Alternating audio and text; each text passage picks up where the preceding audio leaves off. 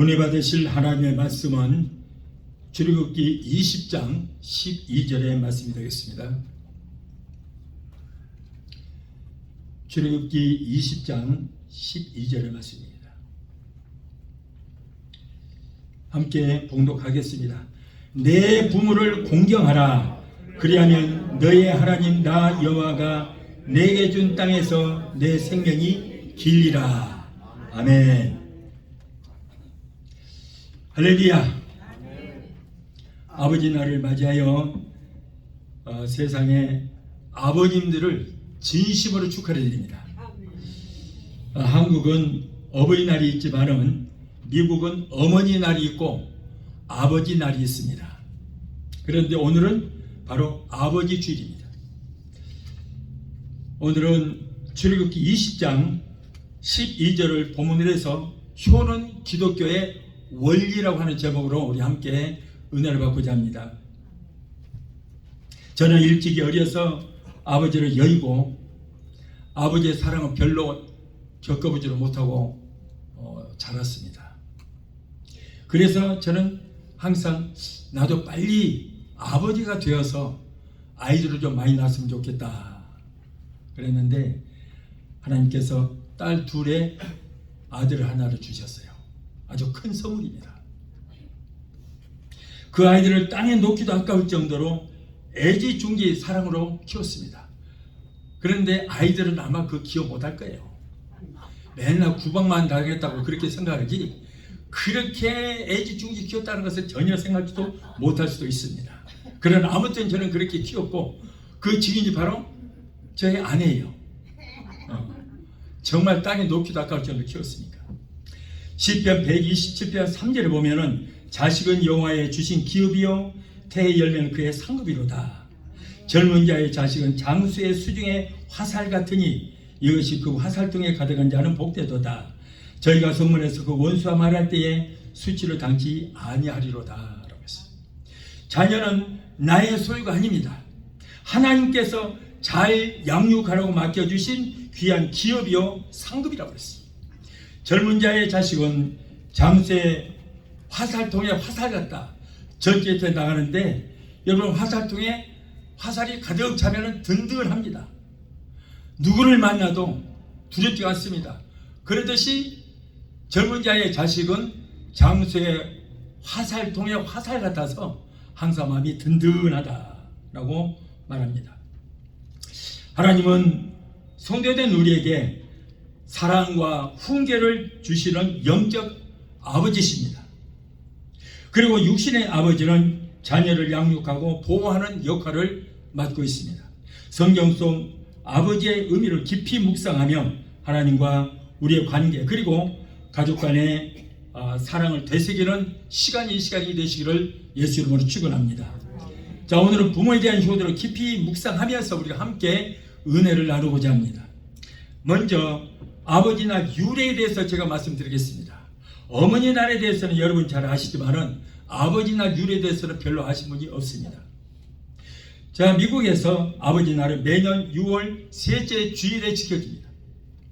1909년에 워싱턴주 스포켄에 사는 소노라 모드라고 하는 여자가 있습니다.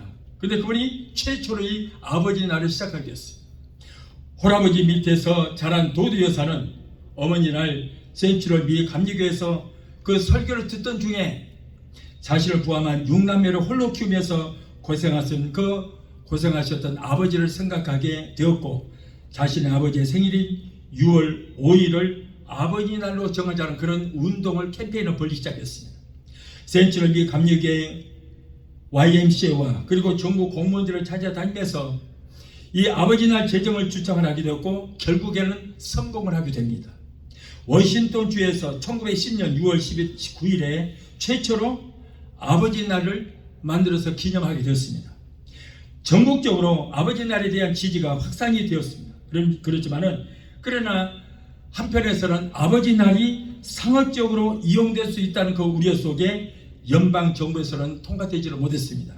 그러다가 도두 여사가 아이디어를 낸 지 63년 후인 1972년에 닉슨 대통령에 의해서 연방 정부의 공식적인 휴일로 제정이 되었고 그때로부터 매년 6월 셋째 주일, 오늘 바로 Father's Day, 아버지 날로 정하여 아버지의 사랑을 다시 한번 생각해 하는 그런 날이 되었던 것입니다.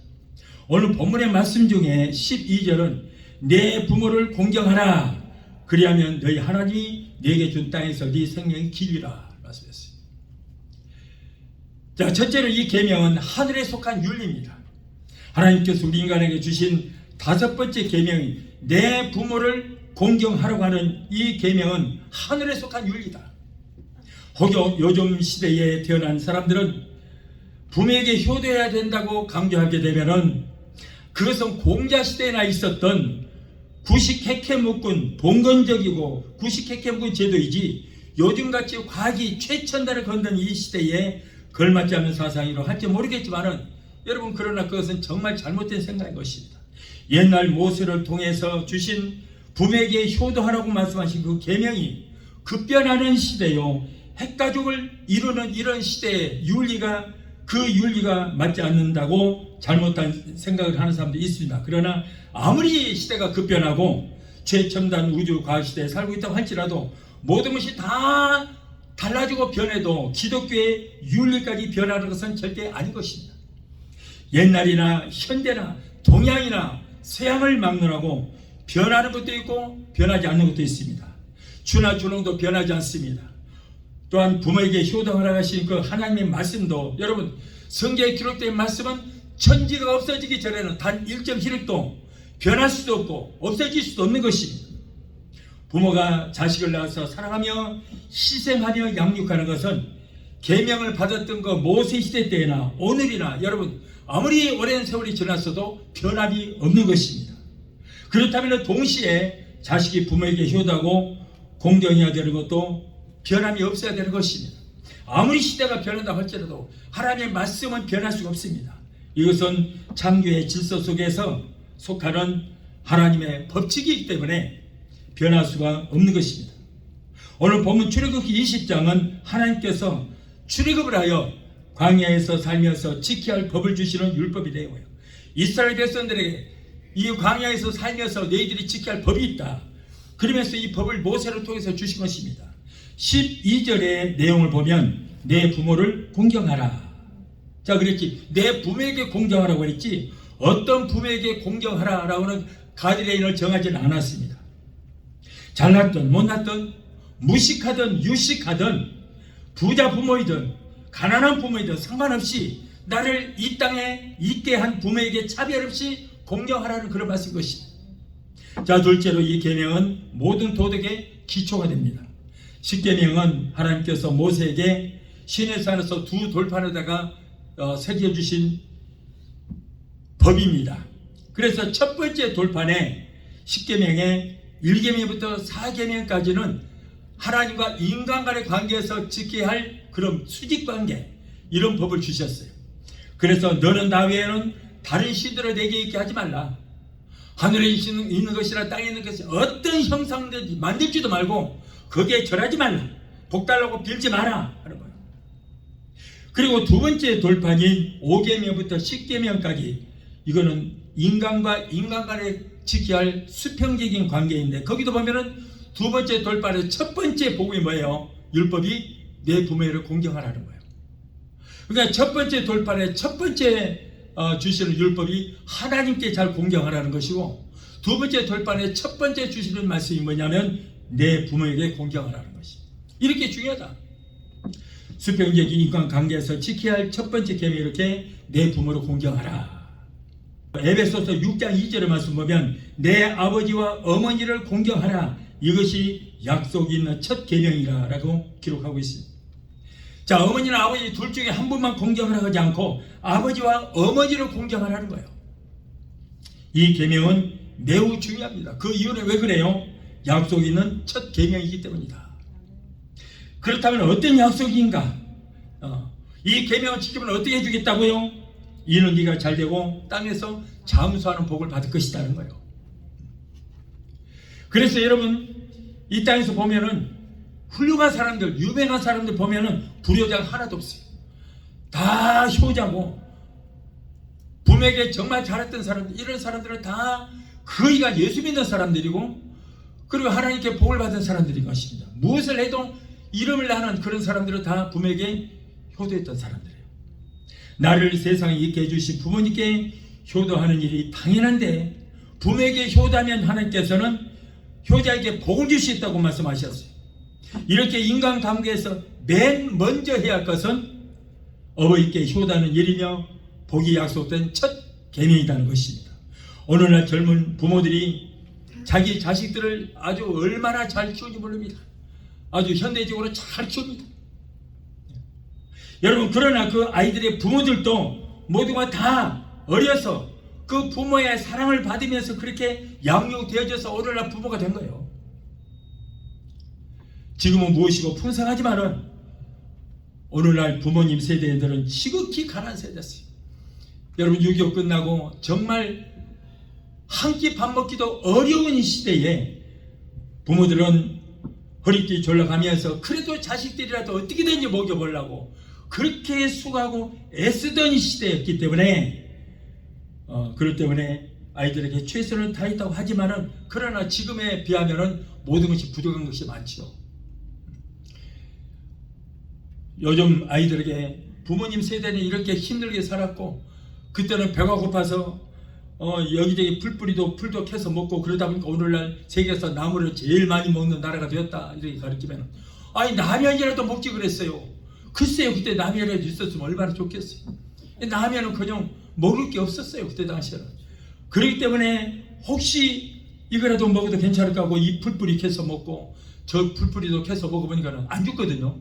아, 이것도 그러면 먹어도 되겠다. 그래서 오늘날 여러분, 세계에서 나물을 가장 여러 가지 종류 많은 나물을 먹는 나라가 한국이 되게 된 거예요.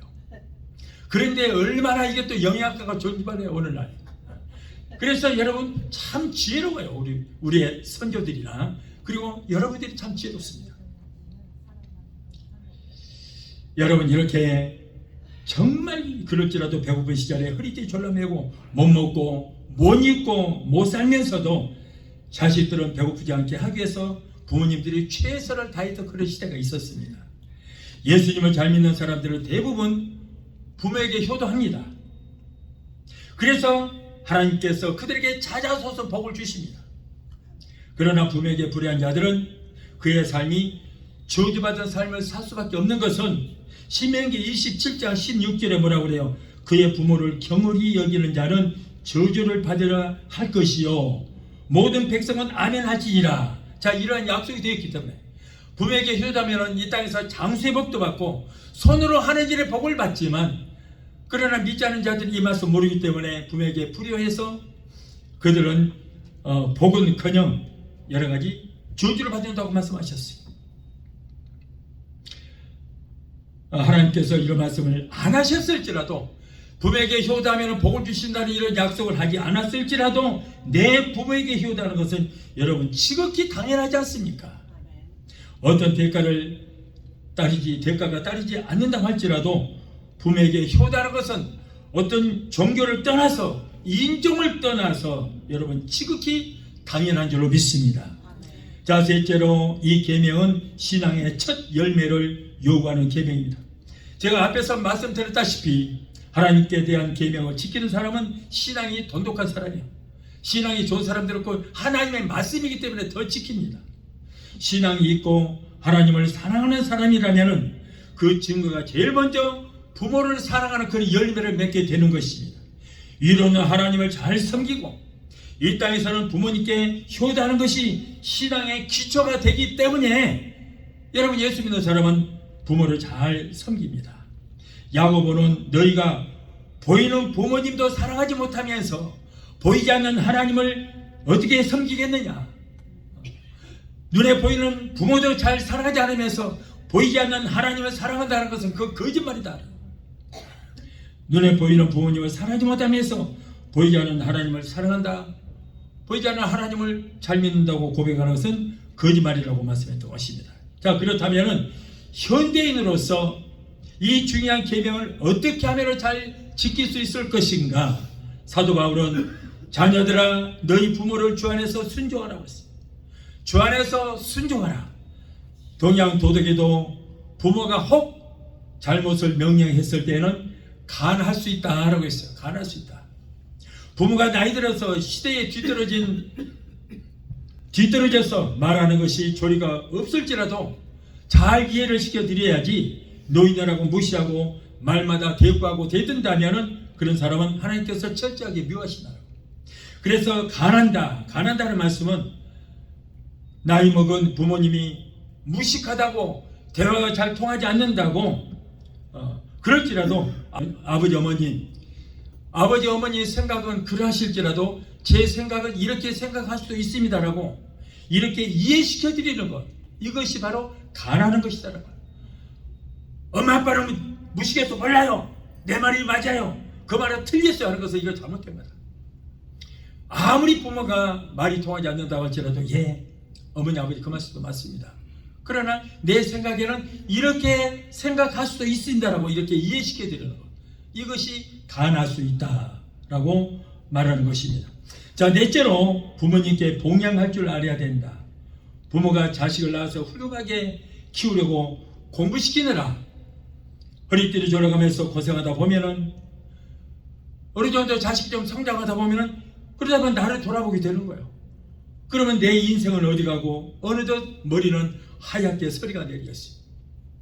눈은 어두워지고 그래서 콧잔대에다가 돋보기 이렇게 걸쳐쓰고 쳐다보면서 참 안심하게 되는 거예요. 기력은 쇠약해집니다. 사업도 못하고 직장생활 하다 못하게 되면 이제 수입이 떨어지고 맙니다. 그러다 보면은 힘이 없어져요. 자식들 눈치나 보게 됩니다. 그래서 잡수 시는 것, 입는 것, 용돈 쓰는 것이 부실하게 됩니다. 요즘 같은 고령 사회 시대에 한국에서는 평균 55세가 되면은 은퇴를 하게 되더라고요. 직장에서 퇴직을 하게 됩니다. 그런데 요즘에 문제는 뭐냐면 노인들의 수명이 굉장히 길어졌어요. 평균 85세는 됩니다. 그러니까 55세에 정년 퇴직을 해서 85세까지 산다면 평균 30년 정도는 직장 없이 번거지 생활을 하는 거예요. 이게 30년 말짱한데 건강도 아직도 건강하고 일을 할 수 있는 그런 나이인데도 불구하고 아무것도 하지 못한 이건 미치는 거죠. 돈이 없으니까 삶의 의욕이 없어집니다. 초라해집니다. 그래서 사람들을 만나는 것도 꺼려하게 되고 밖에 나가기도 싫어집니다. 그러다 주머니가 두둑하면은 아무리 노인이라도 기가 펄펄 삽니다. 이건 머리가 이게 힘이요. 노인들한테는 돈이 좀 있으면 이제 목소리 힘이 들어갑니다. 큰 소리가 뻥뻥 납니다. 기가 사는 거예요. 발걸음도 가벼워집니다. 쭉 처져 있다가 어깨가 착 펴지는 거예요. 그러므로 자식이 어려서는 부모가 자식을 키우느라 젊은 정치로 자식을 위해서 희생했기 때문에 부모가 늙으면은 자식들이 이제는 부모에게 봉양을 해야 되는 거예요. 용돈도 드릴 수 있으면 좀 드리고, 제일 중요한 것은 마음에 상처 주지 말고 염려 근심 끊기지 말고 잘 해드려야 되는 것입니다. 요즘 노인네들 대화하다 보면은 은퇴 목사님들 대화하다 보면은 그래요. 무엇이 가장 좋습니까? 뭐니 해도 뭐니가 최고입니다. 그런 말을 들어요. 그렇기 때문에 여러분 주머니에 뭐니도 좀 채워드리면은 여러분 얼마나 그 마음이 뿌듯하시겠어요. 이런 효자 자식을 둔 부모는 장소의 화살통에 화살이 가득 찬 것처럼 어디를 가든지 누구를 만나든지 기죽지 않고 당당하게 될 줄 믿습니다. 그러다 보니 몸도 건강하게 되고 장수부터 받게 되는 거예요. 성경에 나오는 모범적인 효자로는 아브라함이 100세에 낳았던 이삭을 우리가 들 수 있습니다. 그가 아버지를 따라서 아버지가 자신을 죽여서 하나님 앞에 제물로 드리기 위해서 모리아 산으로 올라갈 때 그때 나이가 17세였습니다. 혈기왕성한 나이입니다. 그리고 아버지의 나이는 117세요. 이삭이 산길로 올라가는 도중에서 아버지가 묻습니다. 아버지, 제물을 태울 장작도 있고 불도 있지만은 제물에 쓸 양은 어디 있습니까? 그러니까 제물이야 하나님께서 이미 다 예비를 해 두셨을 것이다. 아브라함은 그렇게 대답하고 하나님 앞에 제사 드릴 그 장소에 가서 돌 제단을 쌓고 거기다가 장작을 쌓고 그리고 이제 준비를 합니다. 이 아브라함은 이삭에게 묻습니다. 이삭아, 내가 너를 사랑한다는 것을 네가 알고 있느냐? 예, 아버님 알고 있습니다. 얼마나 사랑한다고 네가 알고 있느냐? 예, 아버지의 생명만큼, 아니 그보다 더 사랑한다고 저는 알고 있습니다. 그래, 좋다. 그러면은 이제부터 너는 내가 시키는 대로 해라. 너는 이 제단 위에 올라가라. 올라가서 옷을 벗고 장작 위에 올라가서 누워 있어라. 그러면은 너를 이제 하나님 앞에 제물로 바칠 것이다. 하나님께서 너를 받으시겠다고 그런다. 그러면 너를 희생 제물로 드릴 테니 네가 올라가서 누워라. 그러니까는 아무 소리 않고 눕는 거예요. 올라가서 자기가 죽을 걸 뻔히 알면서도 올라가 눕습니다. 그래서 이제 장작 때문에 올라가서 누워 있을 때 손과 발을 묶이고 그럼에도 불구하고 순순히 순종하는 거예요. 만일 요즘에 이런 일이 있었다면 아니 아버지가 100살 정도 되더니 망령이 드셨습니까? 아무런 하나님께서 나를 죽이라고 그런 명령을 내리셨겠어요? 아버지가 쥐가 먹어서 잘못 들었거나 아니면 노망이 들어서 이런 짓을 하겠죠. 그러고는 아버지를 밀쳐버리고 아마 도망갔을 거예요. 17세의 혈기왕성한 나이에 117세가 된 늙은 아버지를 미치고 얼마든지 도망갈 수 있을 수 있겠지만 그러나 끝까지 순종하여 자신의 생명을 아버지께 온전히 맡겼던 것입니다.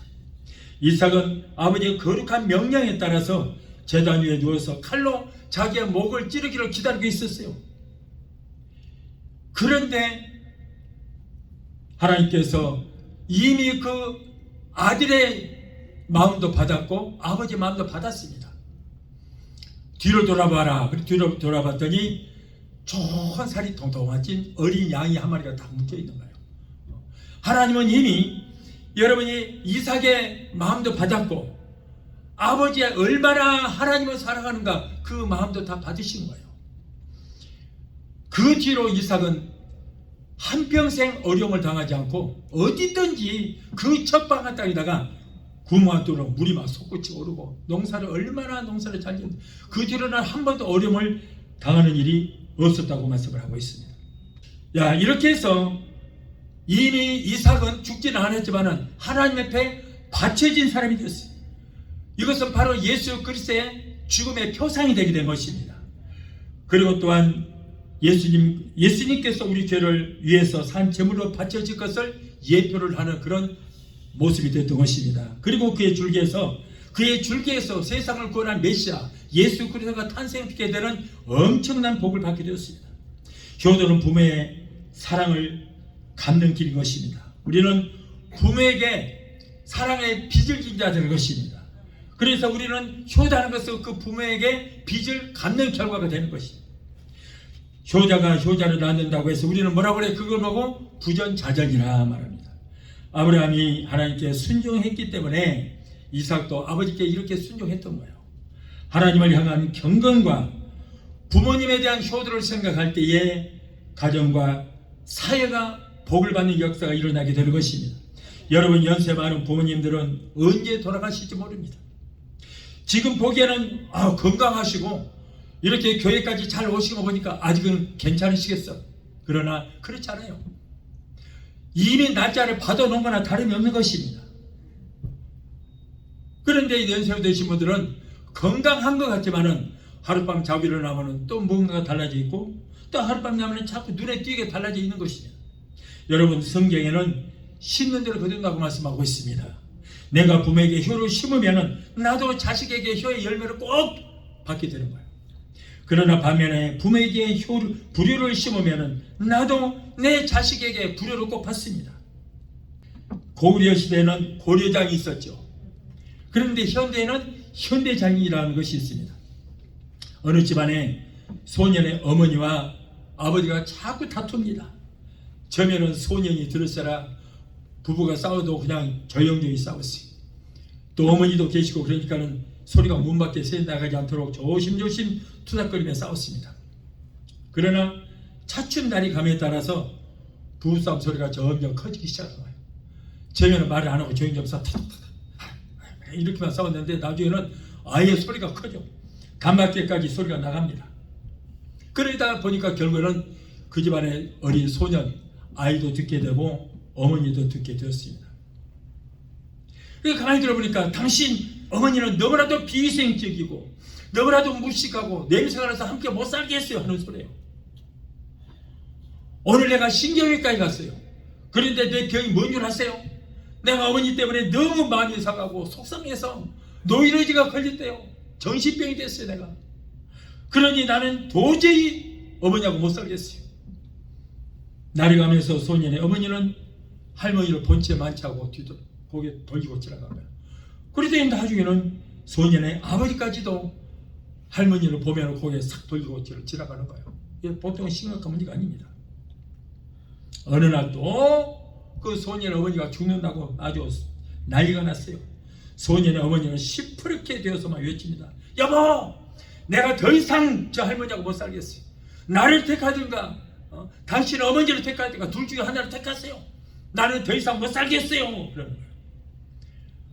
그래서 마침내 소년의 어머니와 아버지는 합의를 했습니다. 할머니를 동네 어느 집에 방을 하나 얻어서 거기에 따로 내보내기로 한 것입니다. 낙엽이 우수수 지는 날 온 식구가 달려들어서 할머니의 이삿짐을 꾸리기 시작합니다. 아버지는 담배를 피워 물고 말없이 상자를 묶고 있고, 어머니는 고무장갑을 더럽다고, 살림이 더럽다고, 어머니 살림은 더러우니까 고무장갑 끼고, 그리고 고무장갑 끼고 그럽니다. 소녀는 종이와 연필을 꺼내서 지금 하나하나 준비하는 그 품목을 적기 시작합니다. 그런데 적는 거 보니까 헌 옷장 하나 적었어요. 전기장판 하나, 담요 하나, 밥통 하나, 밥그릇 하나, 국그릇 하나, 숟갈, 젓갈 한 벌. 이때 어머니가 묻습니다. 야, 너 지금 왜 그걸 적고 있냐? 소년이 대답합니다. 다음에 어머니 내보낼 때 그때 챙겨드릴 품목을 내가 적고 있습니다. 당연히 그래야 될 걸로 그렇게 생각하고 있던 거예요. 여러분, 심는 대로 거둔다는 말이 있어요. 콩 난데 콩 심는데 팥이 날 리가 없어요. 콩 심는데 콩이 납니다. 팥 심는데 팥이 납니다.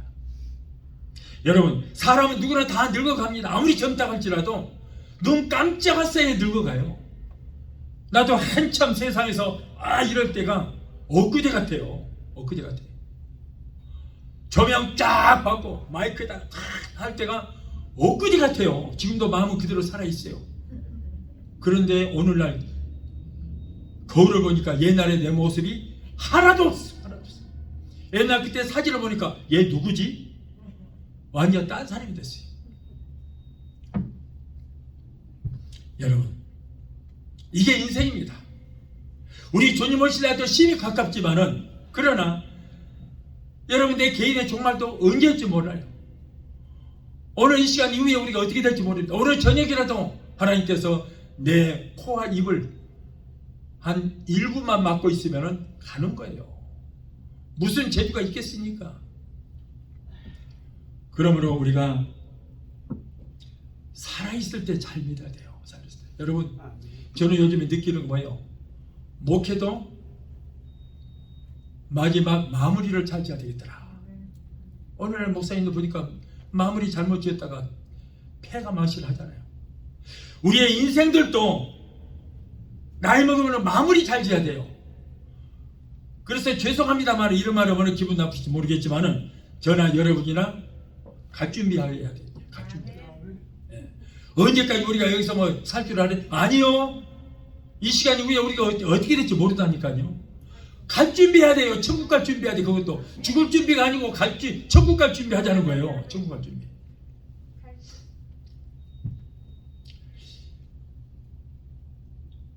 우리가 하나님 다음으로 부모님을 사랑하고 하나님을 섬기듯이 부모님을 잘 섬기는 것이 하나님의 뜻일 줄로 믿습니다. 그렇기 때문에 두 번째 돌파의 첫 번째 계명이 뭐예요? 내 부모를 공경하라는 거죠.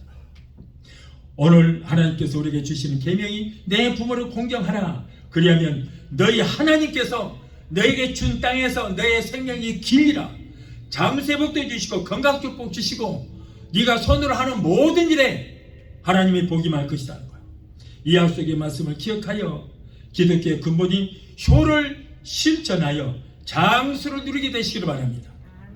자녀들이 부모에 대한 가장 큰 효도는 아직도 예수를 믿지 않고 지옥을 향해서 지금 달려가고 있는 부모님들을 전도하여 천국에 보내드리는 것이 가장 큰 효도인 줄 믿습니다. 가장 큰 불효는 무엇인가? 부모님이 브레이크 고장난 자동차처럼 지금 지옥을 향해서 쏜살같이 달려가고 있는데도 불구하고 거기에 방심한다면 이거보다 더 불의가 없습니다. 아버지는 전지전능하신 신이 아닙니다. 우리 아버지는 천하장사도 아닙니다. 높고 높은 태산도 아닙니다. 때로는 너무 약하고 쉬 지쳐서 누군가가 어루만져 주어야만 겨우 일어설 수 있는 연약한 한 인간일 뿐인 것입니다. 그럼에도 불구하고 아버지의 자리는 너무나도 크고 막중합니다. 그 집안의 모든 것을 책임져야 할 막중한 짐을 늙고 바짝 마른 양 어깨에 짊어져야 하기 때문입니다. 아버지가 무너지면 그 집안의 주춧돌이 빠지는 것과 다름없습니다. 집을 떠받치고 있는 주춧돌이 빠지면 집은 그대로 무너집니다. 아버지가 바로 그런 사람이라고 해요. 아버지가 살아야 가정이 삽니다. 아무리 나이 많은 아버지를 할지라도 어떤 분들은 그러더라고요. 남편이 죽고 나니까 병들어서 병상에 누워있을지라도 살아있을 때 든든하더라는 그런 말을 들었어요. 살아있을 때 든든하더라. 여러분, 집을 떠받치고 있는 주춧돌이 빠지면 그 집은 무너지게 되어 있습니다. 아버지가 살아야 가정이 삽니다. 아무리 나이 많은 아버지라도 이렇게 곁에 계시는 것이 그나마도 든든할 것입니다. 특별히 아버지를 위해서 기도해 주시고 용기를 주시고 격려를 해 주시기를 바랍니다. 세상의 아버지들을 저는 존경합니다. 세상의 아버지들이요, 여러분들은 정말 위대하십니다. 항상 하나님을 잘 섬기고 아버님들 건강하시기를 바랍니다. 이번 아버지 날을 맞이하여 우리의 삶의 아버지들을 공경하고 그들의 사랑과 희생, 인도에 여러분 항상 감사를 표하는 여러분이 되시기를 예수 이름으로 축원합니다.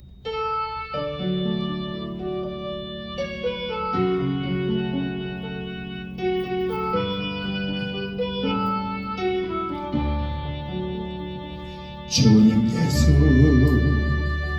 나의 동산 내 맘속에 동역하는 아침 햇살 가득 안고 활짝 피는 백합 같아 그 안에서 이 생명도 피어나는 꽃들이라 오 하나님 이 꽃밭처럼 주의 재단 밝히리니 은혜로운 사랑으로 하늘 평안 내리소서. 주님 예수 나의 동산 내 맘속에 동역하늘 아침 햇살 가득 안고 자라나는 나무 같아 그 안에서 이 생명도 귀한 제목 되겠어요. 오 하나님 이 제목 바쳐 주의 재단 쌓으리니 은혜로운 사랑으로 하늘 평안 내리소서. 주님 예수 나의 동산 내 맘속에 동역하늘 아침 햇살 가득 안고 피어나는 안개 같아 그 안에서 이 생명도 맑은 영혼 되겠어요. 오 하나님 이 영혼 바쳐 주의 재단 향내리니 은혜로운 사랑으로 하늘 평안 내리소서. 기도하시겠습니다. 걸어가시고 존귀하신 하나님 아버지, 오늘 빠졌을 때 주일을 맞이하여 귀한 말씀 주시오 사랑이 감사합니다. 오늘 어머니와 모든 아버지들을 건강케 하시고 성령 충만해 주시며 아버지는 가정에 든든한 받침목이 되게 하여 주시고 자녀들에게도 부모를 경외할 마음을 허락하여 주시옵소서. 우리 모두는 위로는 하나님 아버지를 기쁘시게 하여 효도하게 하시고 또한 유신 아버지께도 효도하는 우리의 모든 자녀들이 되게 하여 주시옵소서. 예수 이름으로 감사하고 축복하며 기도합나이다. 아멘. 지금은 우리를 죄에서 구원하신 우리 주 예수 그리스도의 그 무한하신 은혜와 아들까지도 아끼지 아니하시고 우리를 위해서 내주시기까지 우리를 사랑하시는 아버지 하나님의 그 극진하신 사랑과 보혜사 성령의 내주 교통 충만 역사하심의 은혜가 오늘 주일예배에 참석하여 말씀으로 의뢰받고 돌아가는 귀한 성도들의 저들의 가정과 가족과 직장과 사업장과 자녀들과 생각과 모든 범사에 오늘 영상을 통해 함께 은혜의 자리에 참여하는 사랑하는 귀한 성도들의 가정과 가족과 직장과 사업장과 자녀들과 생각과 모든 범사에 각자 섬기는 교회 위에 베데스다 수목교회 지금부터 영원토록 함께 하시기를 간절히 축원하옵나이다. 아멘.